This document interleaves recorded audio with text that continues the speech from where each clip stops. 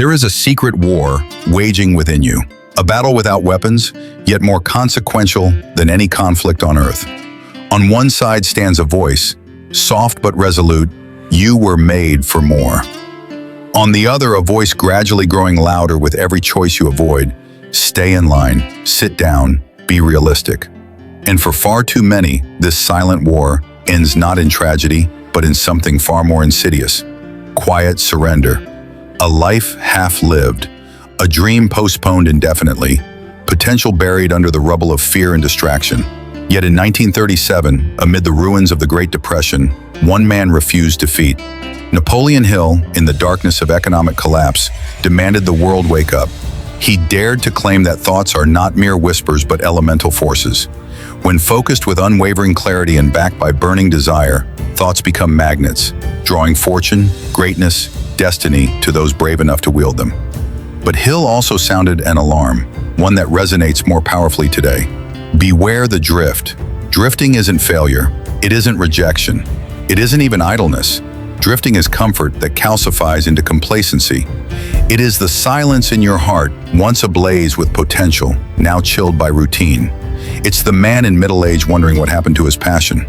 It's the woman who exchanged her voice for approval, her vision for security. It's the path you walk when you allow momentum chosen by others to carry you.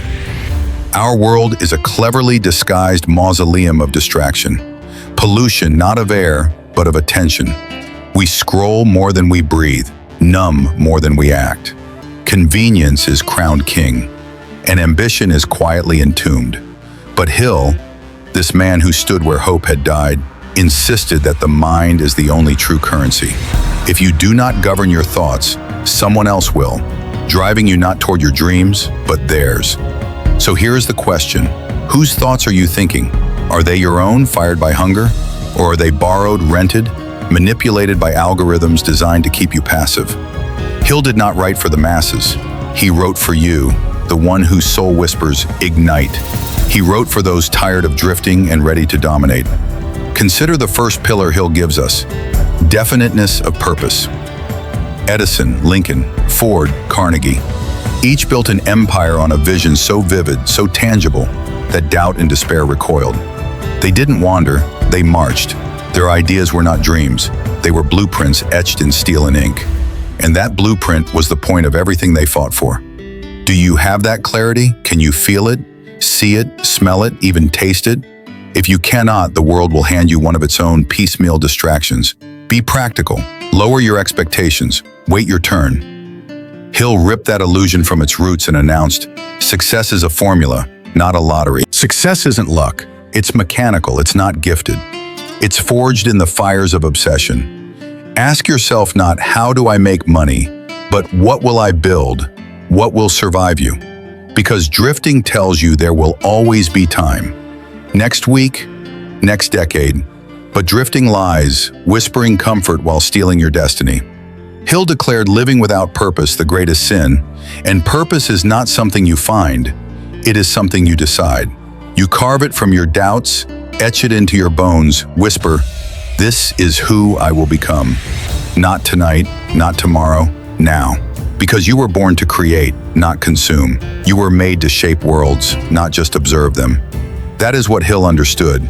He spoke of burning desire, not longing but obsession. The kind of obsession that had Edison testing thousands of filaments for a light bulb. The kind that made Ford defy bankers and doubters to revolutionize an industry. The kind that told every visionary, "I will win, even if I bleed." Masters don't chase motivation, they command it. They sit in silence, eyes closed, breathing intention, building the fire within. They know thoughts are things, real, tangible, unstoppable. Around you stand monuments to that truth. Each tower began as a bullet of thought, each fortune as a spark, each legend as a whisper that refused to be silenced. So why not you? Why not now? The difference between average and extraordinary isn't intelligence, it's intention. It's the ability to decide and refuse to turn back. That brings us to decision, one of Hill's 13 principles. The undecided, wake up and follow the weather. The decided, awaken it. They don't ask, "Is this possible?" They say, "It's happening," and then they act. But not with randomness. They are disciplined, deliberate, daily. They don't wait for inspiration, they become inspiration.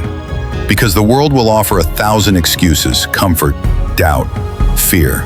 But Hill warned, guard your mind like a fortress, feed it with purpose, enforce it with discipline. Because drifting is blocked, not in a single instant, but through daily defiance. Waking before the distractions, reviewing the vision before sleep, choosing focus every hour. That's how legacies are crafted, not in moments, but in unyielding moments, one decision at a time. Clarity, faith, discipline, gratitude, they merge in the furnace of transformation. Clarity becomes magnetism, faith, forged in fear, discipline, embodied, gratitude, a weapon, adaptability, resilience, learning. They are not interventions, but the air they breathe. Clear your mind, and it becomes a beacon.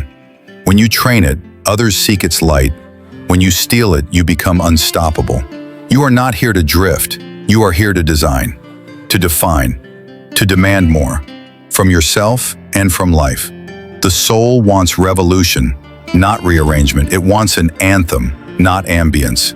It wants you to stare into the storm and whisper, I am the storm. So take your purpose, own it, choose it, befriend it in the silence of your wakefulness, feed it with your hunger, nurture it with your trauma, baptize it with your tears.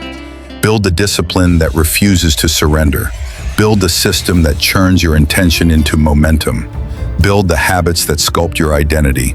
And when the tide of resistance rises, and it will, you will not be swept away.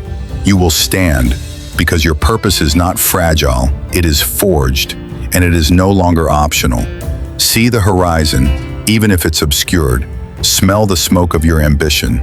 Feel the ache for more. Because Hill's warning, beware drifting, is not a suggestion. It is a battle cry. It is a declaration that you will not waste your days, that you will live more than you exist, that you will shine even in darkness, that you will break, heal, rise, break again, but never, never drift. And so begins the gathering of your legacy, not in grand fanfare, but in unremarkable actions, day after day. Discipline born in small things, forged into greatness. Mindsets sharpened in solitude, radiant in community. Gratitude transformed into gratitude-born confidence. Adaptability gathered in the cracks of broken plans. Learning becomes not accumulation, but evolution. Each failure becomes a blueprint for the next attempt. Each setback, a silken thread in your tapestry. Because greatness isn't static, it's dynamic. It evolves. It withstands decay. It adapts, morphs, molds, outlasts. It is the child of clarity, discipline, and unrelenting purpose. So I ask you now, will you continue to drift? Or will you dare to be decisive? Will you enter the storm of transformation with fists unclenched, heart open, mind sharpened? Will you choose vision over variance, resolve over routine? Will you become the architect of your legacy? Because drifting happens when you wait for permission. Legacy begins when you give it. Drain the excuses, clear the clutter, claim your thoughts, unleash your fire. This is no rehearsal. It is your one life lived once, bleeding into eternity. Will you answer Hill's call from 1937? Will you rise? Your destiny awaits.